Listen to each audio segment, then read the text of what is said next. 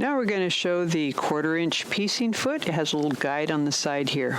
Now this would be for quilt piecing. It's going to make a 1/4 inch seam allowance from the seam to the edge of the fabric. And of course you want to have a nice, even, straight edge here so that you don't have a lot of little strings poking out. Now on your machine, you're going to want to shorten your stitch length for quilt piecing down to about 2.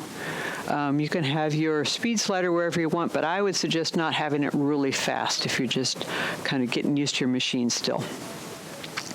Okay, so we put this under the foot so that the edge of the fabric is right next to that guide. Start sewing and just simply, this is where you're going to be watching, right here, not the needle, but right there. And you can piece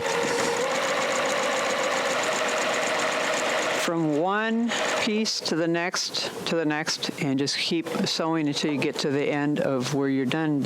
Just cut your thread. There you go. And that's your 1/4 inch seam allowance. You see it makes a nice 1/4 inch seam allowance, and you can do that for your entire quilt.